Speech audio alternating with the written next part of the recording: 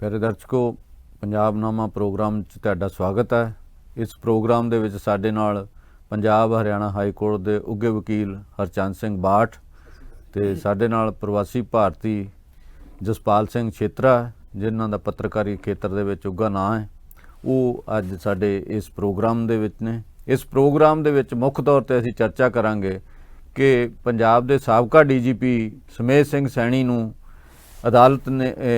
चलान उहदे खिलाफ पेश कर दिता गया। फरीदकोट की अदालत दे विच पहलां भी एक चलान पेश किया गया तो जिहड़ा कोटकपूरा दे विच गोलीकांड होया सी ते जिहड़ा बैबल कलां दे विच गोलीकांड होया सी, दोनों कांडां दे विच जिहड़ा तत्काली जिहड़ा SSP उहनूं उस गोलीकांड लई मुख दोषी बनाया गया सी, मेन मुख साजिशकार दे तौर ते उहनां नूं नामजद किया गया सीगा। ये मामला अदालती प्रक्रिया दे विच चल रहा है तो इस करके असी बाठ साहब नूं कहना चाहांगे कि तुसी की समझदे हो भी ये केस दे विच किन्नियां क मुश्किलां जिहड़ियां साबका DGP लई वधणगियां जां जिहड़ा मोहाली वाला केस आ उसे दी तरह उहदे विच पहिलां बहुत चर्चा सी भी उहनां नूं जिहड़ा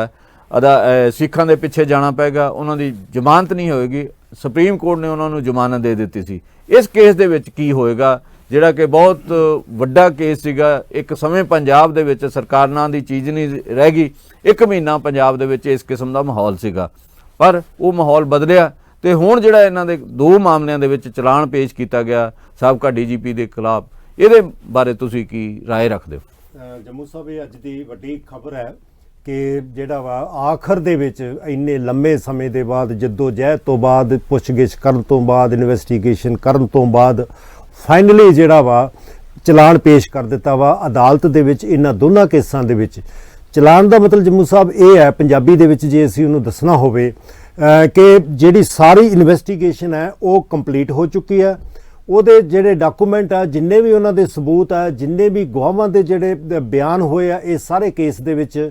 ਉਹ ਸਾਰਾ ਕੁਝ ਹੀ ਜਿਹੜਾ ਵਾ ਉਹ ਲਫ ਕਰਕੇ ਇੱਕ ਪੂਰੀ ਫਾਈਲ ਬਣਾ ਕੇ ਇੱਕ ਜਿਹਨੂੰ ਪਲੰਦਾ ਅਸੀਂ ਕਹਿ ਦਈਏ ਉਹ ਸਾਰੇ ਜਿਹੜੇ ਦਸਤਾਵੇਜ਼ ਹੈ ਉਹ ਇਕੱਠੇ ਕਰਕੇ ਤੇ ਉਹ ਕੋਰਟ ਦੇ ਵਿੱਚ ਦੇ ਦਿੱਤਾ ਹੈ ਕਿ ਸਾਡਾ ਜਿਹੜਾ ਕੇਸ ਹੈ ਇਹਨਾਂ ਦਸਤਾਵੇਜ਼ਾਂ ਦੇ ਆਧਾਰ ਤੇ ਇਹਨਾਂ ਜਿਹੜੇ ਬਿਆਨਾਂ ਦੇ ਆਧਾਰ ਤੇ ਗਵਾਹਾਂ ਦੇ ਬਿਆਨਾਂ ਦੇ ਆਧਾਰ ਤੇ ਇਹ ਸਾਡਾ ਕੇਸ ਜਿਹੜਾ ਵਾ ਉਹ ਬੇਸਡ ਹੈ। और ਇਹਦੇ ਉੱਤੇ ਜਿਹੜਾ ਵਾ ਕੱਲ੍ਹ ਨੂੰ ਜਿਹੜੇ ਚਾਰਜ ਫਰੇਮ ਹੋਣਗੇ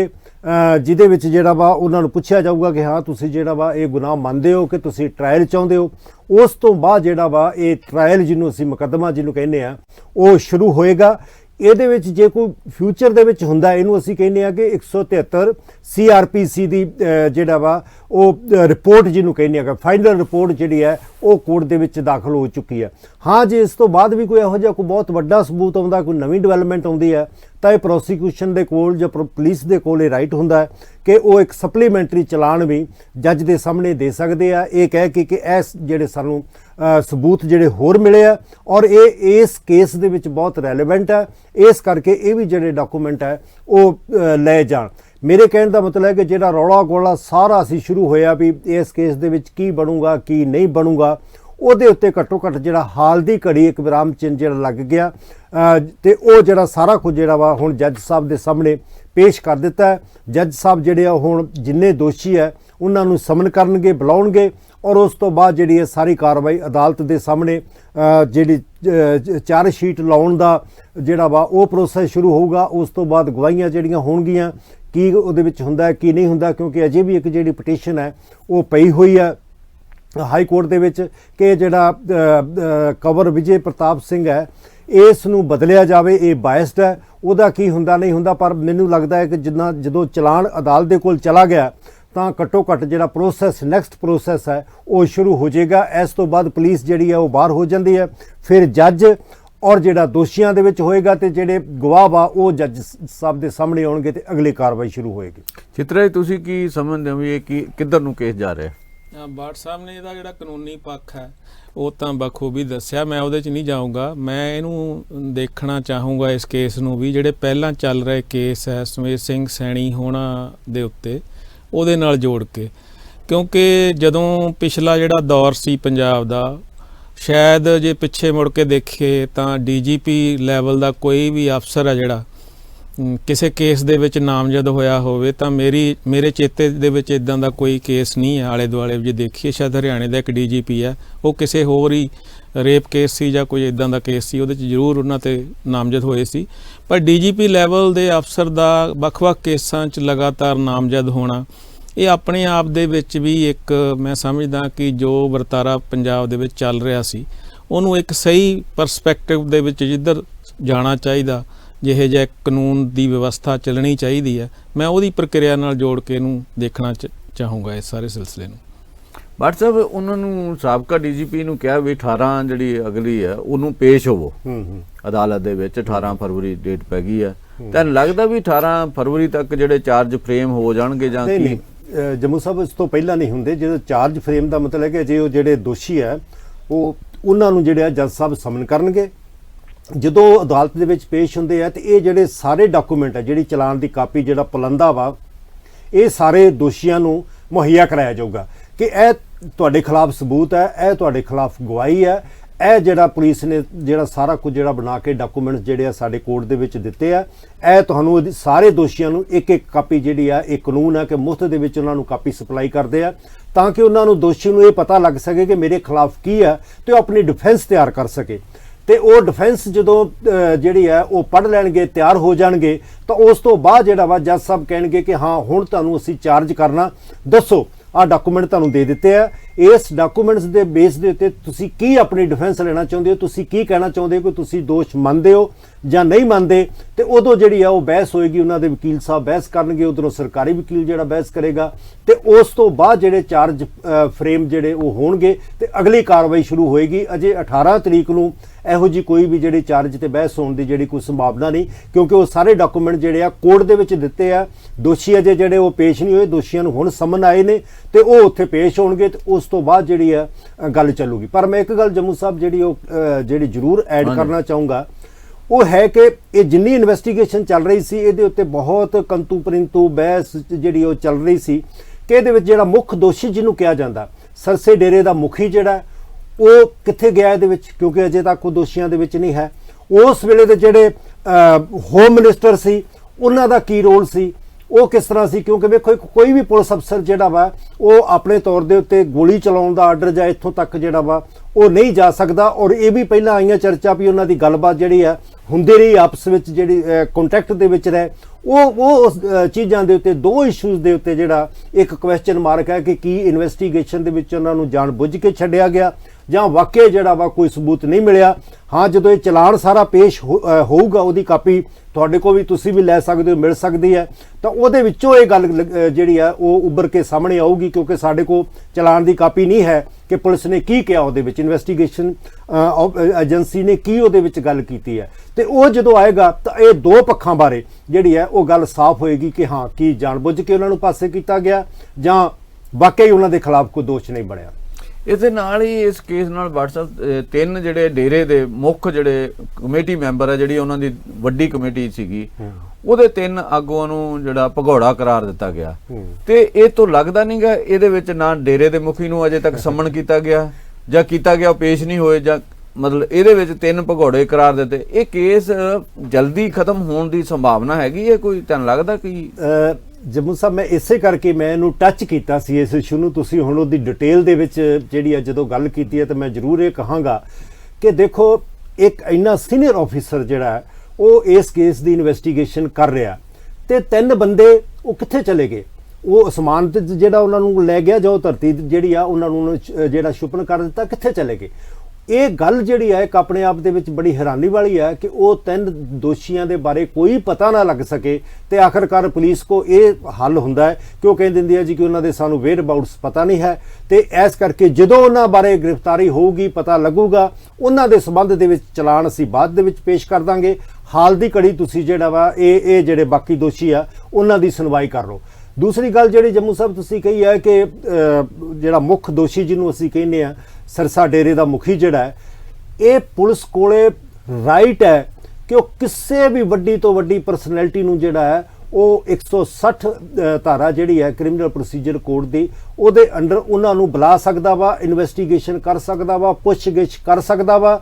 ਪਰ ਇਹ ਸਾਰੇ ਪ੍ਰੋਸੈਸ ਦੇ ਵਿੱਚ ਲੱਗਦਾ ਇਹ ਹੈ ਕਿ ਕੋਈ ਸਿੰਸੈਰਿਟੀ ਸ਼ਾਇਦ ਨਹੀਂ ਸੀ ਹੈ, ਕੋਈ ਇਮਾਨਦਾਰੀ ਨਹੀਂ ਸੀ ਹੈ ਕਿ ਅਸੀਂ ਉਸ ਟੌਪ ਦਾ ਜਿਹੜਾ ਦੋਸ਼ੀ ਆ ਜਿਹਦਾ ਨਾਂ ਲਗਾਤਾਰ ਆਉਂਦਾ ਰਿਹਾ ਉੱਥੋਂ ਤੱਕ ਪਹੁੰਚ ਸਕੀਏ। ਇੱਕ ਪੋਲੀਟੀਕਲ ਵਿਲ ਜਿਹਨੂੰ ਅਸੀਂ ਕਹਿੰਦੇ ਆ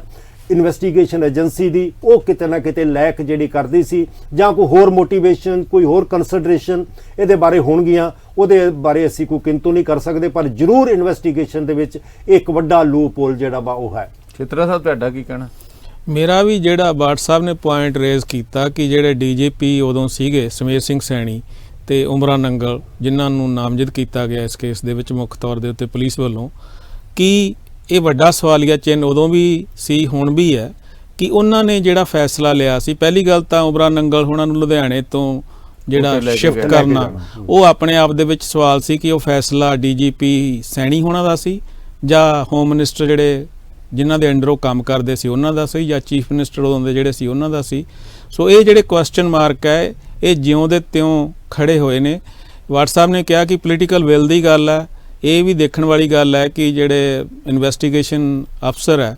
ਉਹਨਾਂ ਦੇ ਉੱਤੇ ਹੁਣ ਤਾਂ ਨਹੀਂ ਕੋਈ ਸਿਆਸੀ ਦਬਾਅ ਕਿ ਇਸ ਇਨਵੈਸਟੀਗੇਸ਼ਨ ਨੂੰ ਇੱਥੇ ਤੱਕ ਰੱਖਣਾ, ਇਸ ਤੋਂ ਅੱਗੇ ਨਹੀਂ ਜਾਣ ਦੇਣਾ, ਕਿਉਂਕਿ ਇਹ ਸਵਾਲਾਂ ਦਾ ਜਵਾਬ ਜਿਹੜਾ ਇਹ ਚਲਾਨ ਦੇ ਵਿੱਚ ਇੱਥੇ ਜਾ ਕੇ ਰੁਕ ਜਾਂਦਾ ਕਿ ਡੀਜੀਪੀ ਉਹਨਾਂ ਨੂੰ ਨਾਮਜ਼ਦ ਕਰਤਾ, ਉਸ ਤੋਂ ਬਾਅਦ ਉਮਰਾ ਨੰਗਲ ਨੂੰ ਨਾਮਜ਼ਦ ਕਰ ਦਿੱਤਾ, ਪਰ ਉਹ ਕਿਹਦੀ ਕਮਾਂਡ ਦੇ ਅੰਡਰ ਕੰਮ ਕਰ ਰਹੇ ਸੀ? ਹੋਮ ਮਿਨਿਸਟਰ ਸ਼ਾਇਦ ਛੁੱਟੀ ਤੇ ਗਏ ਹੋਏ ਸੀ, ਉਦੋਂ ਚੀਫ ਮਿਨਿਸਟਰ ਤਾਂ ਇੱਥੇ ਹੀ ਸੀ। ਹਾਂਜੀ ਹਾਂਜੀ, ਉਹਨਾਂ ਦੇ ਕਾਲ ਰਿਕਾਰਡ ਦੀ ਵੀ ਗੱਲ ਹੋਈ ਸੀ, ਵੀ ਕਾਲ ਡਿਟੇਲ ਅੱਧੀ ਰਾਤ ਨੂੰ ਚੀਫ ਮਿਨਿਸਟਰ ਤੇ ਡੀਜੀਪੀ ਦੀ ਆਪਸ ਦੇ ਵਿੱਚ ਜਿਹੜੀ ਗੱਲਬਾਤ ਹੋਈ ਸੀ, ਉਹ ਕੀ ਕਮਾਂਡ ਜਿਹੜੇ ਲੈ ਰਹੇ ਸੀ ਤੇ ਮੁੱਖ ਮੰਤਰੀ ਉਹਨਾਂ ਨੂੰ ਕੀ ਆਰਡਰਸ ਦੇ ਰਹੇ ਸੀ, ਇਹ ਹਲੇ ਤੱਕ ਵੀ ਜਿਹੜਾ ਸਵਾਲੀਆ ਚਿੰਨ੍ਹ ਹੈ ਉਹ ਜਿਉਂਦਾ ਤਿਉਂ ਖੜਾ ਹੋਇਆ। ਦੂਸਰਾ ਸਵਾਲ ਜੰਮੂ ਸਾਹਿਬ ਜਿਹੜਾ ਤੁਹਾਡਾ ਸੀ ਨਾ ਕਿ ਕਿੰਨੀ ਕੁ ਦੇਰ ਇਸ ਨੂੰ ਲੱਗੇਗੀ, ਇਹ ਅਕਸਰ ਹੀ ਵੇਖਿਆ ਗਿਆ ਵਾ ਕਿ ਜਿਹੜੇ ਕੇਸ ਦੇ ਵਿੱਚ, ਕਿਸੇ ਵੀ ਕੇਸ ਦੇ ਵਿੱਚ ਜਿਹੜੇ ਇਨਫਲੂਐਂਸ਼ੀਅਲ ਲੋਕ ਹੁੰਦੇ ਆ, ਵੱਡੇ ਲੋਕ ਹੁੰਦੇ ਆ, ਉਹਨਾਂ ਕੋਲੇ ਕਾਫੀ ਸਾਰਾ ਜਿਹੜਾ ਨਾ ਬੇਸ ਹੁੰਦਾ ਜਾਂ ਕੈਪੈਸਿਟੀ ਹੁੰਦੀ ਕਿ ਉਹ ਕੇਸ ਨੂੰ ਬਹੁਤ ਲੰਬਾ ਕਰ ਸਕਦੇ ਆ। ਤੁਸੀਂ ਸੈਣੀ ਦੀ ਦੇਖੋ, ਜਿਹੜਾ ਲੁਧਿਆਣੇ ਕਿਡਨੈਪਿੰਗ ਦਾ ਕੇਸ ਹੈ ਉਹਨਾਂ ਦੇ ਰਿਸ਼ਤੇਦਾਰਾਂ ਦਾ, ਦਿੱਲੀ ਚੱਲ ਰਿਹਾ, 25 ਸਾਲ ਤੋਂ ਉੱਪਰ ਹੋ ਗਏ ਆ, ਦਿੱਲੀ ਚੱਲ ਰਿਹਾ। ਬਹੁਤ ਵਾਰ ਜਿਹੜਾ ਵਾ ਹਾਈ ਕੋਰਟ ਨੇ ਵੀ ਕਹਿਤਾ ਕਿ ਡੇ ਟੂ ਡੇ ਸੁਣਵਾਈ ਹੋ ਕੇ ਇਹਦਾ ਫੈਸਲਾ ਕੀਤਾ ਜਾਵੇ, ਪਰ ਅਜੇ ਵੀ ਉਹ ਕੇਸ ਦਾ ਵਜ੍ਹਾ ਕਿਸੇ ਬੰਨੇ ਨਹੀਂ ਲੱਗਾ। ਇਸੇ ਤਰ੍ਹਾਂ ਜਿਹੜਾ ਬਾਬਰੀ ਮਸਜਿਦ ਵਾਲਾ ਕੇਸ ਸੀ, ਤੁਸੀਂ ਦੇਖੋ ਕਿ ਕਿੰਨੇ ਦਹਾਕੇ ਉਸ ਨੂੰ ਲੱਗੇ ਤੇ ਆਖਰ ਦੇ ਵਿੱਚ ਉਹ ਸਾਰੇ ਜਿਹੜੇ ਆ ਉਹ ਬਰੀ ਕਰ ਦਿੱਤੇ ਗਏ। ਹੋਰ ਵੀ ਤੁਸੀਂ ਇਹੋ ਜਿਹੀਆਂ ਜਿਹੜੀਆਂ ਨਾ ਉਦਾਹਰਨਾਂ ਤੁਹਾਨੂੰ ਮਿਲ ਜਾਣਗੀਆਂ ਕਿ ਜਿਨ੍ਹਾਂ ਕੇਸਾਂ ਦੇ ਵਿੱਚ ਜਿਹੜੇ ਆ ਨਾਮੀ ਬੰਦੇ ਹੁੰਦੇ ਆ, ਇਨਫਲੂਐਂਸ਼ੀਅਲ ਬੰਦੇ ਹੁੰਦੇ ਆ, ਔਰ ਇਸ ਕੇਸ ਦੇ ਵਿੱਚ ਤਾਂ ਜਿਹੜਾ ਵਾ ਇੱਕ ਸਾਬਕਾ ਡੀਜੀਪੀ, ਕਿਉਂਕਿ ਜਿੰਨੇ ਆਫੀਸਰ ਸੀ ਸਾਰੇ ਉਹਦੀ ਕਮਾਂਡ ਦੇ ਥੱਲੇ ਕੰਮ ਕਰਦੇ ਰਹੇ। ਪਰ ਉਮਰਾ ਨੰਗਲ ਜਿਹੜਾ ਵਾ ਉਹ ਵੀ ਇੱਕ ਬੜਾ ਵੱਡਾ ਅਫਸਰ ਜਿਹੜਾ ਇਸ ਵੇਲੇ ਸੀ, ਸਾਬਕਾ ਐਸਐਸਪੀ ਚਰਨਜੀਤ ਸਿੰਘ ਤੇ ਹੋਰ ਸਾਰੇ ਜਿਹੜੇ ਆ ਉਹ ਲਿੰਕ ਆ ਉਹਨਾਂ ਦੇ ਸਾਰਿਆਂ ਦੇ ਉਹਨਾਂ ਗਵਾਹਾਂ ਦੇ ਨਾਲ ਜਿਹੜੇ ਪੁਲਿਸ ਨੇ ਬਣਾਏ ਗਏ ਆ ਜਾਂ ਸਾਰੇ ਉਸ ਖਾਸੇ ਦੇ ਵਿੱਚ। ਇਹ ਕਿੰਨੀ ਕੁ ਜਿਹੜੀ ਆ ਇਹ ਡਿਪੈਂਡ ਕਰਦਾ ਵਾ ਕਿ ਕਿਹੜੇ ਜੱਜ ਸਾਹਿਬ ਨੇ, ਜੁਡੀਸ਼ੀਅਲ ਆਫੀਸਰ ਕਿਸ ਤਰ੍ਹਾਂ ਹੈ, ਪ੍ਰੋਸੀਕਿਊਸ਼ਨ ਦੀ ਕਿੰਨੀ ਜਿਹੜੀ ਆ ਇਹ ਵਿਲ ਹੈ ਕਿ ਅਸੀਂ ਜਲਦੀ ਤੋਂ ਜਲਦੀ ਇਹਨੂੰ ਡਿਸਪੋਜ਼ ਆਫ ਕਰੀਏ, ਇਹਨੂੰ ਫਾਈਨਲ ਕਰੀਏ। ਇਹ ਸਾਰਾ ਕੁਝ ਜਿਹੜਾ ਡਿਪੈਂਡ ਕਰਦਾ। ਪਰ ਹੁੰਦਾ ਆਮ ਕਰਕੇ, ਜੋ ਮੈਂ ਆਮ ਕਰਕੇ ਕਹਾਂਗਾ, ਐਕਸੈਪਸ਼ਨ ਤਾਂ ਸਾਰੇ ਵੇਲੇ ਜਿਹੜੀਆਂ ਸਭ ਪਾਸੇ ਹੋ ਸਕਦੀਆਂ ਕਿ ਕਾਫੀ ਲੰਬਾ ਖਿੱਚਣ ਦੀ ਸੰਭਾਵਨਾ ਹੈ। ਚਿਤਰਾ ਸਾਹਿਬ ਤੁਹਾਡਾ ਪੁਰਾਣੇ ਕੇਸ ਤੁਸੀਂ ਦੇਖੇ ਆ, ਮਤਲਬ ਕਈ ਸਾਲ, 20 ਸਾਲ, 25 ਸਾਲ ਚੱਲ ਜਾਂਦੇ ਆ। ਤੁਹਾਨੂੰ ਕੀ ਲੱਗਦਾ ਇਸ ਕੇਸ ਦਾ ਕੋਈ ਨਿਪਟਾਰਾ ਹੋਏਗਾ? ਕਿਉਂਕਿ ਬਹੁਤ ਸੰਵੇਦਨਸ਼ੀਲ ਕੇਸ ਹੈ, ਬੇਅਦਬੀ ਨਾਲ ਜੁੜਿਆ ਹੋਇਆ, ਫਿਰ 2 ਨੌਜਵਾਨ ਮਾਰੇ ਗਏ ਆ, ਫਿਰ ਗੋਲੀ ਚੱਲਣਾ, ਕਈ ਲੋਕ ਕੋਟਕਪੂਰੇ 'ਚ ਜ਼ਖਮੀ ਹੋਏ। ਮਤਲਬ ਇਹ ਕੇਸ ਜਿਹੜਾ ਨਾ ਇਹ ਸਦਾ ਹੀ ਜਦੋਂ ਇਹਦਾ ਚੱਲਦਾ ਹੈ, ਦੁਨੀਆ ਦੀ ਨਿਗਾਹ 'ਚ, ਖਾਸ ਕਰਕੇ ਪੰਜਾਬੀ ਜਿੱਥੇ ਵੀ ਵਸੇ ਹੋਏ ਉਹਨਾਂ ਦੀ ਨਿਗਾਹ ਰਹਿੰਦੀ ਹੈ। ਇਸ ਤਰੀਕੇ ਨਾਲ ਇਸ ਕੇਸ ਦੇ ਬਾਰੇ ਕੋਈ ਜਲਦੀ ਨਹੀਂ ਕੋਈ ਫੈਸਲਾ ਆਉਣ ਦਾ ਤੁਹਾਡਾ ਆਪਣਾ ਅਨੁਭਵ ਕੀ ਕਹਿੰਦਾ? ਦੇਖੋ, ਇਹ ਤਾਂ ਹੁਣ ਬਾਟ ਸਾਹਿਬ ਦੱਸ ਸਕਦੇ ਆ ਕਿ ਕਿੰਨਾ ਕੁ ਜਲਦੀ ਜੁਡੀਸ਼ੀਅਲ ਪ੍ਰੋਸੈਸ ਇੱਥੇ ਚੱਲਦਾ, ਕਿਉਂਕਿ ਬਹੁਤ ਸਾਰੇ ਜਿਹੜੇ ਇਹਦੇ 'ਚ ਨੁਕਤੇ ਆਉਣੇ ਆ। ਕੋਰਟ ਜਿਹੜੀ ਹੈ ਹਜੇ ਤਾਂ ਲੋਅਰ ਕੋਰਟ ਹੈ, ਫਿਰ ਹਾਈ ਕੋਰਟ ਹੈ, ਫਿਰ ਸੁਪਰੀਮ ਕੋਰਟ ਹੈ। ਸਾਨੂੰ ਪਤਾ ਵੀ ਪ੍ਰੋਸੈਸ ਕਿੰਨਾ ਲੰਬਾ ਖਿੱਚਿਆ ਜਾਣਾ ਇਹ। ਪਰ ਮੈਂ ਇੱਕ ਹੋਰ ਗੱਲ ਵੱਲ ਧਿਆਨ ਆਪਣੇ ਦਰਸ਼ਕਾਂ ਦਾ ਤੇ ਤੁਹਾਡਾ ਵੀ ਦਿਵਾਉਣਾ ਚਾਹੁੰਦਾ ਕਿ ਜਦੋਂ ਇਹ ਕੇਸ ਖੁੱਲ੍ਹਿਆ ਸੀ ਉਦੋਂ ਵੀ ਇਹ ਗੱਲ ਚੱਲੀ ਸੀ ਕਿ ਕੈਪਟਨ ਅਮਰਿੰਦਰ ਸਿੰਘ ਹੋਣੀ, ਜਿਹੜੇ ਲੁਧਿਆਣੇ ਵਾਲਾ ਸਕੈਂਡਲ ਸੀ,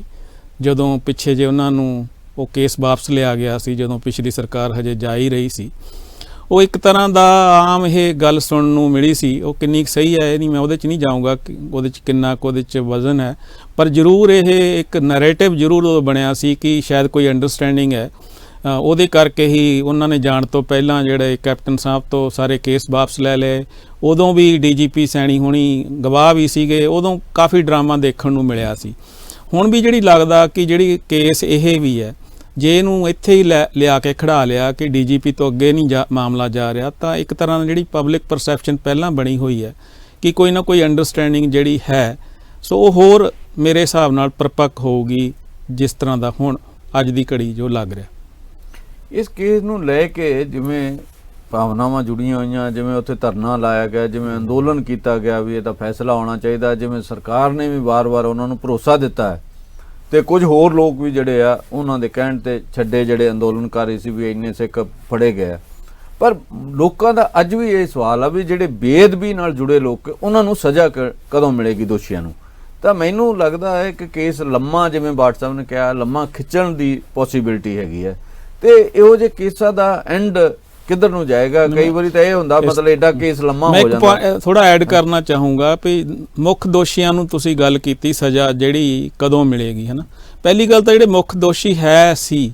ਜਿਵੇਂ ਤੁਸੀਂ ਸਿਰਸੇ ਵਾਲੇ ਦੀ ਗੱਲ ਕੀਤੀ ਹੈ, ਅਸੀਂ ਪਹਿਲਾਂ ਪੋਲੀਟੀਕਲ ਲੀਡਰਸ਼ਿਪ ਦੀ ਗੱਲ ਕੀਤੀ ਹੈ, ਉਹਦੀ ਠੀਕ ਹੈ ਨਾ। ਮਤਲਬ ਨਾਭਾ ਦੀ ਜਿਹੜੀ ਹੈ ਜੇਲ੍ਹ, ਉਹਦੇ ਚ ਮਰਡਰ ਕਰ ਦਿੱਤਾ ਗਿਆ, ਕਤਲ ਕਰ ਦਿੱਤਾ ਗਿਆ ਸੀਗਾ, ਜਿਹੜਾ ਬੇਅਦਬੀ ਨਾਲ ਕਰਨ ਨਾਲ ਜੁੜਿਆ ਹੋਇਆ ਸੀਗਾ, ਤੇ ਉਹਦੀਆਂ ਤਾਰਾਂ ਇਸ ਕਰਕੇ ਡੇਰਾ ਸਿਰਸੇ ਤੱਕ ਪਹੁੰਚਦੀਆਂ ਸੀ। ਮਤਲਬ ਜਿਹੜੀ ਪੁਲਿਸ ਦਾ ਜਿਹੜਾ ਚਲਾਨ ਆ, ਉਹਦੇ ਚ ਵੀ ਇਹ ਗੱਲ ਕਹੀ ਗਈ ਹੈ ਵੀ ਉਹ ਵੀ ਜਿਹੜਾ ਜੋ ਬੇਅਦਬੀ ਹੋਈ ਉਹਦਾ ਮੁੱਖ ਸਾਜ਼ਿਸ਼ਕਾਰੀ ਸੀ। ਇੱਕ ਹੋਰ ਵੀ ਨੁਕਤਾ ਹੈ, ਜਿਹੜਾ ਇੱਕ ਬੰਬ ਬਲਾਸਟ ਹੋਇਆ ਸੀ ਬਹੁਤ ਇਲੈਕਸ਼ਨ ਤੋਂ ਪਹਿਲਾਂ, ਮੌੜ ਮੰਡੀ ਵਾਲਾ ਬੰਬ ਬਲਾਸਟ, ਉਹ ਵੀ ਜਿਹੜੀ ਇਨਵੈਸਟੀਗੇਸ਼ਨ ਹੈ ਕਿਸੇ ਪਾਸੇ ਨਹੀਂ ਗਈ, ਕਿਉਂਕਿ ਉਹਦੇ ਚ ਵੀ ਡੇਰਾ ਮੁਖੀ ਦਾ ਜਿਹੜਾ ਕੋਈ ਕਿਵੇਂ ਨਾ ਕਿਵੇਂ ਸੂਈ ਉਧਰ ਨੂੰ ਜਾਂਦੀ ਸੀ। ਸੋ ਇਹ ਕੇਸ ਵੀ ਤਕਰੀਬਨ ਉਦਾਂ ਦਾ ਹੀ ਮੇਰੇ ਹਿਸਾਬ ਨਾਲ ਉਸੇ ਪਾਸੇ ਨੂੰ ਜਾ ਰਿਹਾ। ਤੇ ਬਾਟ ਸਾਹਿਬ, ਤੈਨੂੰ ਲੱਗਦਾ ਨਹੀਂ ਕਿ ਮਤਲਬ ਵੀ ਇਹਦਾ ਕੋਈ ਫੈਸਲਾ ਹੋਏਗਾ, ਕੋਈ ਅਦਾਲਤ ਫੈਸਲਾ ਕਰੇਗੀ? ਇਸ ਜਮੂ ਸਾਹਿਬ, ਜੇ ਜਿਹੜੀ ਆ ਨਾ ਸਰਕਾਰ ਜਿਹੜੀ ਆ ਉਹ ਚਾਹੁੰਦੀ ਆ ਆਪਣਾ ਇਸ ਨੂੰ ਕਿਸੇ ਪਾਸੇ ਲਾਉਣਾ ਕਿ ਇਹਦਾ ਫੈਸਲਾ ਹੋ ਸਕੇ, ਤਾਂ ਜਿਹੜੀ ਆ ਸਰਕਾਰ ਕੋਲੇ ਪਾਵਰ ਹੁੰਦੀ ਹੈ ਕਿ ਉਹ ਜਿਹੜਾ ਉੱਥੋਂ ਦੀ ਹਾਈ ਕੋਰਟ ਦਾ ਚੀਫ ਜਸਟਿਸ ਹੈ, ਉਹਨਾਂ ਨੂੰ ਇੱਕ ਐਪਲੀਕੇਸ਼ਨ ਲਿਖ ਕੇ ਦਿੰਦੇ ਆ ਕਿ ਇਸ ਕੇਸ ਦੇ ਬਾਰੇ ਦੇ ਵਿੱਚ ਸਪੈਸ਼ਲ ਕੋਰਟ ਜਿਹੜੀ ਆ ਉਹ ਨੋਮੀਨੇਟ ਕੀਤੀ ਜਾਵੇ, ਉਸ ਨੂੰ ਪਾਵਰਸ ਦਿੱਤੀਆਂ ਜਾਣ, ਤੇ ਉਹ ਐਕਸਕਲੂਸਿਵਲੀ, ਜਿਹਨੂੰ ਅਸੀਂ ਕਹਿੰਦੇ ਆ ਐਕਸਕਲੂਸਿਵਲੀ, ਇਸ ਕੇਸ ਦੇ ਉੱਤੇ ਜਿਹੜਾ ਵਾ ਉਹ ਇਸ ਕੇਸ ਨੂੰ ਚਲਾਵੇ, ਇਸ ਕੇਸ ਨੂੰ ਚਲਾ ਕੇ ਤੇ ਇਹਦਾ ਫੈਸਲਾ ਜਿਹੜਾ ਵਾ ਉਹ ਜਲਦੀ ਤੋਂ ਜਲਦੀ ਕੀਤਾ ਜਾਵੇ। ਤੁਸੀਂ ਬਿਲਕੁਲ ਕਿਹਾ ਕਿ ਲੋਕਾਂ ਦੀਆਂ ਜਿਹੜੀਆਂ ਭਾਵਨਾਵਾਂ ਨੇ ਉਹ ਜੁੜੀਆਂ ਹੋਈਆਂ ਨੇ, ਸੈਂਟੀਮੈਂਟਸ ਜਿਹੜੇ ਆ ਉਹ ਜੁੜੇ ਹੋਏ ਨੇ, ਤੇ ਇਸ ਕਰਕੇ ਇਹ ਜ਼ਰੂਰੀ ਹੈ ਜੇ ਸਰਕਾਰ 'ਚ ਇਮਾਨਦਾਰੀ ਹੈ ਤਾਂ ਉਹ ਸਟੈਪ ਜਿਹੜੇ ਆ ਉਹ ਲੈ ਸਕਦੀ ਆ ਹਾਈ ਕੋਰਟ ਦੇ ਜੱਜ ਸਾਹਿਬ ਨੂੰ ਬੇਨਤੀ ਕਰਕੇ ਕਿ ਇੱਕ ਜਿਹੜੀ ਸਪੈਸ਼ਲ ਕੋਰਟ ਹੈ ਬਣਾਈ ਜਾਵੇ, ਤਾਂ ਕਿ ਇਸ ਕੇਸ ਦਾ ਜਿਹੜਾ ਜਲਦੀ ਆ ਉਹ ਨਿਪਟਾਰਾ ਹੋ ਸਕੇ। ਇਹ ਆਪਸ਼ਨ ਹੈਗਾ। ਹੁਣ ਇਹ ਉਸ ਨੂੰ ਜਿਹੜਾ ਲਾਗੂ ਕਰਦੇ ਆ ਕਿ ਨਹੀਂ ਕਰਦੇ, ਉਸ ਪਾਸੇ ਵੱਲ ਨੂੰ ਧਿਆਨ ਦਿੰਦੇ ਆ ਕਿ ਨਹੀਂ ਦਿੰਦੇ, ਇਹ ਤਾਂ ਸਰਕਾਰ ਦਾ ਕੰਮ ਹੈ। ਇਹਦਾ ਮਤਲਬ ਲੱਗਦਾ ਇਹੀ ਹੈ ਵੀ ਇਹ ਕੇਸ ਲਟਕੇਗਾ, ਲੰਮਾ ਚਿਰ ਚੱਲੇਗਾ, ਕਿਉਂਕਿ ਜੇ ਸਰਕਾਰ ਨੇ ਵੱਖਰੀ ਜਾਂ ਵਿਸ਼ੇਸ਼ ਅਦਾਲਤ ਬਣਾਉਣੀ ਹੁੰਦੀ ਤਾਂ ਹੁਣ ਤੋਂ ਬਹੁਤ ਪਹਿਲਾਂ ਬਣਾਈ ਜਾ ਸਕਦੀ। ਬਿਲਕੁਲ ਠੀਕ ਹੈ। ਇਸ ਦਾ ਮਤਲਬ ਮਾਮਲਾ ਹੈ ਜੇ ਲਟਕਦਾ ਚੱਲੇਗਾ। ਇਸ ਦੇ ਨਾਲ ਹੀ ਇੱਕ ਹੋਰ ਮਾਮਲੇ ਬਾਰੇ ਅਸੀਂ ਚਰਚਾ ਕਰਨਾ ਚਾਹੁੰਦੇ ਹਾਂ ਕਿ ਪਿਛਲੇ ਦਿਨਾਂ ਜਿਹੜਾ ਕਿਸਾਨ ਅੰਦੋਲਨ ਦਿੱਲੀ ਦੇ ਵਿੱਚ ਚੱਲ ਰਿਹਾ, ਦਿੱਲੀ ਦੇ ਚਾਰੇ ਪਾਸੇ, ਵੈਸੇ ਤਾਂ ਪੂਰੇ ਦੇਸ਼ ਦੇ ਵਿੱਚ ਹੀ ਇਸ ਵੇਲੇ ਕਿਸਾਨ ਅੰਦੋਲਨ ਚੱਲ ਰਿਹਾ, ਤੇ ਖਾਸ ਕਰਕੇ ਜਿਹੜੀ ਨੈਸ਼ਨਲ ਇਨਵੈਸਟੀਗੇਟਿਵ ਏਜੰਸੀ ਹੈ NIA, ਉਹਨੇ ਪੰਜਾਬ ਦੇ ਕੋਈ 40 ਦੇ ਕਰੀਬ ਕਿਸਾਨਾਂ ਤੇ ਪੱਤਰਕਾਰਾਂ ਨੂੰ ਨੋਟਿਸ ਜਾਰੀ ਕਰਤੇ, ਸੰਮਣ ਜਾਰੀ ਕੀਤੇ, ਪੇਸ਼ ਹੋਣ ਲਈ ਕਿਹਾ। ਅੱਜ ਵੀ ਕਿਸੇ ਨੇ ਪੇਸ਼ ਹੋਣਾ ਸੀ, ਕੱਲ ਨੂੰ ਵੀ ਪੇਸ਼ ਹੋਣਾ। ਇਹ ਖਾਸ ਤੌਰ ਤੇ ਇਸ ਦੌਰ ਦੇ ਵਿੱਚ ਕਿਉਂ ਕੀਤਾ ਗਿਆ? ਕੀ ਬਾਟ ਸਾਹਿਬ ਤੁਸੀਂ ਕੀ ਸਮਝਦੇ ਇਹਦੇ ਬਾਰੇ? ਇਹ ਜੰਮੂ ਸਾਹਿਬ, ਮੈਂ ਇਹਦਾ ਕਲੈਰੀਫਾਈ ਕਰ ਦੇਵਾਂ ਕਿ ਜਿਹੜੀ ਇਹ ਨੈਸ਼ਨਲ ਇਨਵੈਸਟੀਗੇਸ਼ਨ ਏਜੰਸੀ ਹੈ, ਇਹ 2008 ਦੇ ਵਿੱਚ ਜਿਹੜੀ ਆ ਉਹ ਇੱਕ ਕਾਨੂੰਨ ਬਣਿਆ ਸੀ। ਉਸ ਵੇਲੇ ਜਦੋਂ ਜਿਹੜੇ ਪਾਕਿਸਤਾਨ ਤੋਂ ਜਿਹੜੇ ਕੁਝ ਦਹਿਸ਼ਤਗਰਦ ਜਿਹੜੇ ਆ ਮੁੰਬਈ ਦੇ ਵਿੱਚ ਆਏ ਸੀ ਔਰ ਉੱਥੇ ਆ ਕੇ ਉਹਨਾਂ ਫਾਇਰਿੰਗ ਕੀਤੀ ਤੇ ਕਾਫੀ ਜਿਹੜੀਆਂ ਉਹਦੇ ਵਿੱਚ ਕੀਮਤੀ ਜਾਨਾਂ ਜਿਹੜੀਆਂ ਉਹ ਚਲੀਆਂ ਗਈਆਂ, ਤਾਂ ਉਸ ਵੇਲੇ ਮਹਿਸੂਸ ਕੀਤਾ ਗਿਆ ਗਵਰਨਮੈਂਟ ਵੱਲੋਂ ਕਿ ਸਾਡੀ ਜਿਹੜੀ ਕਾਊਂਟਰ ਇੰਟੈਲੀਜੈਂਸੀ ਹੈ ਕਿ ਸਾਨੂੰ ਪਹਿਲਾਂ ਪਤਾ ਲੱਗੇ ਕਿ ਹਾਂ ਇਹ ਕੰਮ ਹੋ ਰਿਹਾ, ਉਹ ਫੇਲ ਹੋਈ ਹੈ। ਸਾਡੀਆਂ ਏਜੰਸੀ ਜਿਹੜੀਆਂ ਫੇਲ ਹੋਈਆਂ, ਇਸ ਕਰਕੇ ਸਾਨੂੰ ਐਕਸਕਲੂਸਿਵਲੀ ਇੱਕ ਇਹੋ ਜਿਹੀ ਏਜੰਸੀ ਚਾਹੀਦੀ ਹੈ ਜਿਹੜੀ ਕਾਊਂਟਰ ਟੈਰਰਿਜ਼ਮ ਤੇ ਦੇਸ਼ ਨੂੰ ਜਿਹੜਾ ਖਤਰਾ ਜਿਹੜਾ ਵਾ ਉਹ ਹੈ, ਜਿਹੜਾ ਮਤਲਬ ਜਿਹੜਾ ਬਾਹਰੋਂ ਜਾਂ ਅੰਦਰੋਂ ਜਿਹੜਾ ਵਾ ਸਰਕਾਰ ਨੂੰ ਜਿਹੜਾ ਡਾਇਰੈਕਟ ਤੌਰ ਦੇ ਉੱਤੇ ਖਤਰਾ ਪੈਂਦਾ ਵਾ, ਲੋਕਾਂ ਦੇ ਵਿੱਚ ਜਿਹੜਾ ਵਾ ਇੱਕ ਬਰਾਦਰੀ ਦੇ ਨਾਂ ਤੇ ਮਜ਼ਹਬ ਦੇ ਨਾਂ ਤੇ ਜਿਹੜੀਆਂ ਫੋਰਸਿਸ ਨੇ ਉਹ ਲੜਾਉਣੀਆਂ ਜਾਂ ਸੈਪਰੇਟਿਸਟ ਫੋਰਸਿਸ ਆ, ਇਹਨਾਂ ਸਾਰੀਆਂ ਗੱਲਾਂ ਨੂੰ ਧਿਆਨ ਦੇ ਵਿੱਚ ਰੱਖਦੇ ਹੋਏ ਸਿਰਫ ਇਸ ਕੰਮ ਦੇ ਲਈ ਜਿਹੜੇ ਬਹੁਤ ਹੀ ਸੀਰੀਅਸ ਜਿਹੜੇ ਇਸ਼ੂਜ਼ ਦੀ ਉਹਨਾਂ ਹੋ ਕੇ ਉਹਨਾਂ ਵਿੱਚ ਨਿਊਕਲੀਅਰ ਜਿਹੜੇ ਸਾਡੇ ਪਲਾਂਟ ਹੈ ਉਹਨਾਂ ਦੀ ਡਿਫੈਂਸ ਕਰਨ ਦਾ ਵੀ ਸੀ। ਉਸ ਤੋਂ ਬਾਅਦ ਜਿਹੜਾ ਵਾ ਕਾਊਂਟਰਫੀਟ ਜਿਹੜੀ ਕਰੰਸੀ ਹੈ, ਜਾਲੀ ਕਰੰਸੀ ਆ, ਉਹ ਵੀ ਇਹਦੇ ਵਿੱਚ ਸ਼ਾਮਲ ਕਰ ਦਿੱਤਾ ਗਿਆ 2019 ਦੇ ਵਿੱਚ ਜਿਹੜੀ ਅਮੈਂਡਮੈਂਟ ਪਾਸ ਕਰਕੇ। ਇਸ ਕਰਕੇ ਸਿਰਫ ਉਹਦਾ ਜਿਹੜਾ ਐਕਸਕਲੂਸਿਵ ਇਹ ਸੀ ਔਰ ਉਹਦੀ ਪਾਵਰ ਇੰਨੀ ਵਾਸਟ ਸੀ ਕਿ ਉਹ ਬਿਨਾਂ ਕਿਸੇ ਵੀ ਸੂਬੇ ਸਰਕਾਰ ਨੂੰ ਪੁੱਛਿਆ ਹੋਇਆ, ਬਿਨਾਂ ਕਿਸੇ ਸੂਬੇ ਸਰਕਾਰ ਦੀ ਪੁਲਿਸ ਨੂੰ ਪੁੱਛਿਆ ਹੋਇਆ ਸਿੱਧੇ ਤੌਰ ਤੇ ਜਾ ਕੇ ਆਪਦਾ ਐਕਸ਼ਨ ਕਰ ਸਕਦੇ ਆ, ਕਿਸੇ ਨੂੰ ਅਰੈਸਟ ਕਰ ਸਕਦੇ ਆ, ਉਹ ਜਿਹੜਾ ਕੇਸ ਦਰਜ ਕਰ ਸਕਦੇ ਆ। ਇਸ ਬੈਕਗ੍ਰਾਉਂਡ ਦੇ ਵਿੱਚ ਇਹ ਬਣੀ ਸੀ। ਹੁਣ ਜਿਹੜਾ ਜੰਮੂ ਸਾਹਿਬ ਹੈ, ਜਿਹੜਾ ਇਸ ਦੌਰ ਦੇ ਵਿੱਚ ਇਹਦਾ ਮਿਸਯੂਜ਼ ਜਿਹੜਾ ਵਾ ਪਿਛਲੇ ਸਮੇਂ 'ਚ ਵੀ ਹੋਇਆ, ਉਦੋਂ ਵੀ ਹੋਇਆ ਜਦੋਂ ਜਿਹੜਾ ਭੀਮਾ ਕੋਰੇਗਾਉਂ ਦੇ ਵਿੱਚ ਜਿਹੜਾ ਜੋ ਘਟਨਾ ਹੋਈ ਸੀ ਉਹਦੇ ਵਿੱਚ ਵੀ NIA ਨੂੰ ਜਿਹੜੀ ਉਹ ਸੌਂਪ ਦਿੱਤੀ ਗਈ ਤੇ ਉਹਦੇ ਵਿੱਚ ਵੀ ਵਰਬਰਾ ਰਾਓ ਵਰਗੇ ਜਿਹੜੇ ਲੋਕ ਹੈ, ਪੋਇਟ ਹੈ, ਇੱਕ ਜਿਹੜਾ ਵਾ ਉਹ ਪ੍ਰੀਸਟ ਸੀ ਸਟੈਨ ਸਵਾਮੀ, ਜਿਹੜਾ ਵਿਚਾਰਾ ਜਿਹੜਾ ਵਾ ਉਹ ਮਤਲਬ ਪੈਕਰਸਨ ਦਾ ਜਿਹੜੀ ਬਿਮਾਰੀ ਦਾ ਸ਼ਿਕਾਰ ਹੈ, ਉਹਦੇ ਹੱਥ ਕਿਤੇ ਆਪਦਾ ਗਲਾਸ ਵੀ ਨਹੀਂ ਫੜ ਸਕਦਾ ਤੇ ਉਹਨੂੰ ਜਿਹੜਾ ਵਾ ਉਹ ਪਾਣੀ ਪੀਣ ਲਈ ਵੀ ਜਿਹੜਾ ਪਾਈਪ ਦੀ ਜ਼ਰੂਰਤ ਹੈ। ਉਹੋ ਜਿਹੇ ਲੋਕ ਜਿਹੜੇ 80 85 ਸਾਲ ਦੇ ਬੁੱਧੀਜੀਵੀ ਵਕੀਲ ਉਹ ਫੜੇ ਗਏ, ਉਹ ਵੀ ਇੱਕ ਮਿਸਯੂਜ਼ ਤੇ ਇਹ ਉਹਦੀ ਕੰਟੀਨਿਊਟੀ ਹੈ। ਜੰਮੂ ਕਸ਼ਮੀਰ 'ਚ ਵੀ ਉਹਨੂੰ ਕੀਤਾ ਗਿਆ, UP ਦੇ ਵਿੱਚ ਵੀ, ਹੋਰ ਕਈ ਕੇਸਾਂ ਦੇ ਵਿੱਚ ਜਿਹੜਾ ਕੀਤਾ ਗਿਆ, ਕਿਉਂਕਿ ਬੜਾ ਸਟਰਜੈਂਟ ਜਿਹੜਾ ਸਖਤ ਕਾਨੂੰਨ ਹੈ ਉਹਦੇ ਵਿੱਚ ਤੁਸੀਂ ਇੱਕ ਬੰਦਾ ਫੜ ਕੇ ਅੰਦਰ ਸੁੱਟ ਦਿਓ ਤੇ ਉਹਦੀ ਜ਼ਮਾਨਤ ਜਿਹੜੀ ਹੈ ਕਈ ਸਾਲਾਂ ਤੱਕ ਨਹੀਂ ਹੁੰਦੀ। ਦੇਖੋ ਤੁਸੀਂ ਵਰਬਰਾ ਰਾਓ ਜਿਹੜਾ ਹੈ ਮਤਲਬ ਵਿਰਚੁਅਲੀ ਜਿਹੜਾ ਵਾ ਉਹ ਜਿਹੜਾ ਡੈਥ ਬੈੱਡ ਦੇ ਉੱਤੇ ਪੈਣ ਵਾਲੀ ਗੱਲ ਹੈ, 85 ਸਾਲ ਦਾ ਆਦਮੀ, ਉਹਨੂੰ ਅਜੇ ਤੱਕ ਜਿਹੜੀ ਹੈ ਜ਼ਮਾਨਤ ਨਹੀਂ ਮਿਲੀ। ਇਸ ਕਰਕੇ ਕੰਟੀਨਿਊਟੀ ਉਹਦੀ ਹੈ ਕਿ ਇੱਕ ਲੋਕਾਂ ਤੇ ਦਹਿਸ਼ਤ ਪਾਉਣ ਦੇ ਲਈ, ਟੈਰਰ ਕ੍ਰੀਏਟ ਕਰਨ ਦੇ ਲਈ ਇਹੋ ਜਿਹੇ ਜਿਹੜੇ ਨੋਟਿਸ ਆ ਉਹ ਦਿੱਤੇ ਜਾਣ। ਇੱਕ FIR ਜਿਹੜੀ ਆ ਉਹਨਾਂ ਨੇ ਦਰਜ ਕਰ ਲਈ ਕਿ ਜਿਹੜਾ ਉਹ ਗੁੱਤ ਵਾਲਾ ਪੰਨੂ ਜਿਹੜਾ ਵਾ ਉਹ ਤੇ ਜਿਹੜਾ ਪਰਮਜੀਤ ਸਿੰਘ ਇੱਕ ਹੋਰ ਤੇ ਇੱਕ ਹੋਰ ਇਹਨਾਂ ਨੇ ਜਿਹੜੀ ਸਾਜ਼ਿਸ਼ ਕਰ ਰਹੇ ਆ ਕਿ ਦੇਸ਼ ਦੇ ਵਿੱਚ ਅਸੀਂ ਜਿਹੜੀ ਆ ਇਨਸਟੇਬਿਲਿਟੀ ਕ੍ਰੀਏਟ ਕਰੀਏ, ਦੇਸ਼ ਦੀ ਸਰਕਾਰ ਦੇ ਖਿਲਾਫ ਜੰਗ ਛੇੜੀਏ, ਆਰਮਡ ਕਨਫਲਿਕਟ ਕਰੀਏ, ਇਸ ਤਰ੍ਹਾਂ ਦਾ ਜਿਹੜਾ ਉਹ ਬਣਾ ਕੇ ਕੀਤਾ। ਹੁਣ ਉਹਦੇ ਬੇਸ ਬਣਾ ਕੇ ਇਹ ਸਭ ਨੂੰ ਨੋਟਿਸ ਕਰੀ ਜਾ ਰਹੀ, ਜਿਹਦਾ ਸਿੱਧਾ ਮਿਸਯੂਜ਼ ਹੈ, ਦੁਰਵਰਤੋਂ ਹੈ ਜਿਹੜੀ ਇਸ ਕਾਨੂੰਨ ਦੇ ਜੁਰੀਡਿਕਸ਼ਨ ਦੇ ਵਿੱਚ ਨਹੀਂ ਹੈ। ਔਰ ਇਹ ਸਭ ਨੂੰ ਜਿਹੜਾ ਵੇਖੋ ਇੱਕ ਆਮ ਆਦਮੀ ਜਿਹੜਾ ਹੈ ਨਾ ਉਹ ਤਾਂ ਪੁਲਿਸ ਦੇ ਇੱਕ ਸਿਪਾਹੀ ਤੋਂ ਵੀ ਡਰਦਾ, ਥਾਣੇ 'ਚ ਨਹੀਂ ਜਾਂਦਾ ਹੈ ਤੇ ਜੇ ਉਹਨੂੰ ਨੋਟਿਸ ਆ ਜਾਂਦਾ NIA ਦਾ ਤਾਂ ਇੱਕ ਬਹੁਤ ਵੱਡੀ ਜਿਹੜੀ ਆ ਦਹਿਸ਼ਤ ਪਾਉਣ ਵਾਲੀ ਗੱਲ ਹੁੰਦੀ ਹੈ। ਪਰ ਮੈਨੂੰ ਲੱਗਦਾ ਹੈ ਕਿ ਇਹ ਸਾਰੇ ਜਿਹੜੀ ਸਿਚੁਏਸ਼ਨ ਆ ਉਹਦੇ ਵਿੱਚ ਉਹ ਪੱਤਰਕਾਰ ਜਿਹੜਾ ਆਪਣਾ ਕੰਮ ਕਰ ਰਹੇ ਨੇ, ਉਹ ਏਜੰਸੀਆਂ ਜਿਹੜੀਆਂ ਜੋ ਉਹ ਲੋਕ ਜਿਹੜੇ ਆਪਣੀ ਸਪੋਰਟ ਦੇ ਰਹੇ ਨੇ, ਬੱਸਾਂ ਜਿਹੜੀਆਂ ਲਾਈਆਂ ਸਿਰਫ ਕਿ ਜਿਹੜੇ ਉੱਥੇ ਲੋਕ ਜਿਹੜੇ ਆ ਜਾ ਸਕਣ, ਕਿ ਉਹ ਗਰੀਬ ਲੋਕ ਜਿਹੜੇ ਇਹਨਾਂ ਕਿਰਾਇਆ ਦੇ ਕੇ ਨਹੀਂ ਜਾ ਸਕਦੇ, ਬੱਸ ਦੀ ਸੇਵਾ, ਹੋਰ ਉੱਥੇ ਕੁਝ ਬੰਦਾ ਜਿਹਦੀ ਡੈਥ ਹੋ ਗਈ ਆ ਉਹਨੂੰ ਕੋਈ ਸਪੋਰਟ ਹੈ।